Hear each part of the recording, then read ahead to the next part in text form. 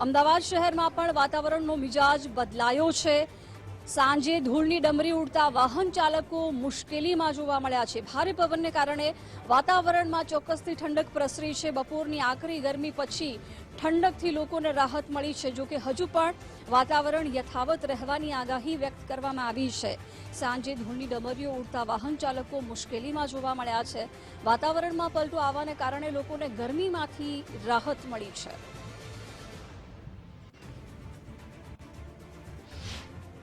અમદાવાદ શહેરમાં વાતાવરણે પોતાનો મિજાજ બદલ્યો છે। ભર ગરમીમાંથી ઠંડક પ્રસરી છે। જ્યાં રેલા ઉતરતા હતા એ રેલા હવે શરીર ઉપરથી સુકાયા છે અને ઠંડકનો અહેસાસ એ અમદાવાદ વાસીઓને થઈ રહ્યો છે।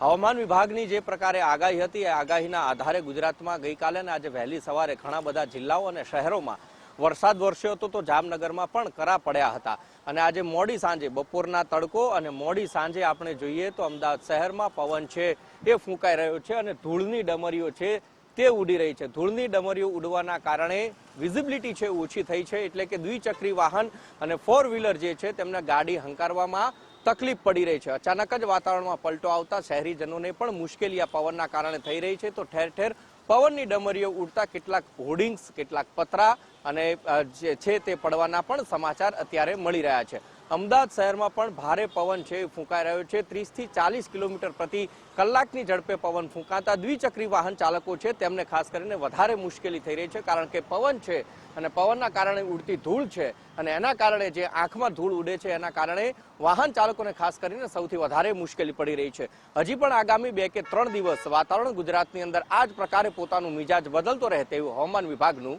અનુમાન છે। કેમેરા પર્સન મનીષ સાથે ઉમંગ રાવલ, ગુજરાત ફર્સ્ટ, અમદાવાદ।